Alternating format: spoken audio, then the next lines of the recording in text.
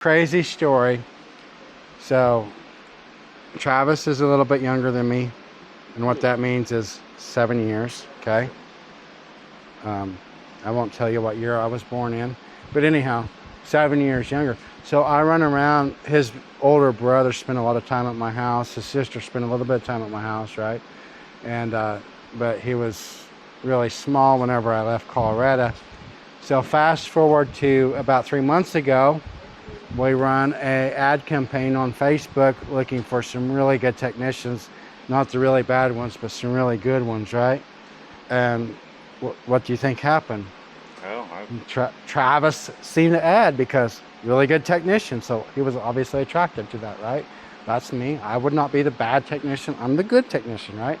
So he responded to the ad and came down, and it was then when you came down for the interview that we connected the dots, right? It was like, it was so exciting to get to know you and get reconnected, and honestly, what a small world, right? tying the family back together. Tying the family back together. Like, we both grew up in Colorado, but now we're in Oklahoma, and I had no idea he had a shop here. I knew of him. I knew of his mom and dad and stuff from family, and had no idea that that's who I was coming to meet.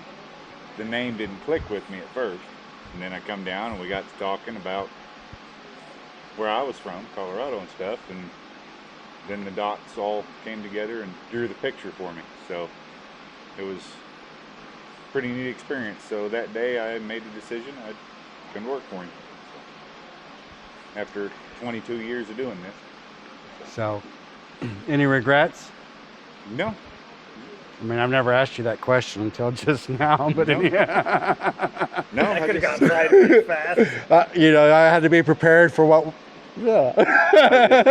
yeah, it's substantially different doing it for a shop like this versus a dealership where I spent most of my career. But Explain that. like when you're in a dealership, like, well, I worked for Chrysler for 5 years, the last 5 years before I came here, and I worked on Chrysler. I come here, I work on GMC, Chevrolet, Dodge, Audi. Toyota, Audi, you know, and that is You got to work on a Dodge yesterday, though, right? yeah, well, I work on Dodges on a pretty regular basis here too, but it's just it breaks up the monotony of a dealership. It really does, because a lot of guys get bored of repetition. This keeps you on your toes, so and it really tests your ability to figure things out. It really does, because there are some things like dealerships have access to a lot more product specific information. We have access to a lot of information, but it's not all product specific. So there are some things that are missing that you have to really dig down deep in your mind to figure out.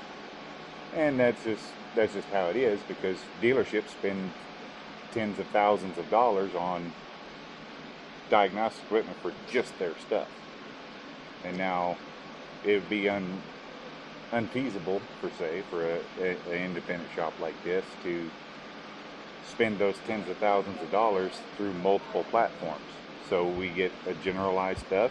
We really test our brains to keep us on our toes and sharpen our skills to figure things out on a daily basis. And it really impacts your life in its entirety, because it gives you critical thinking skills.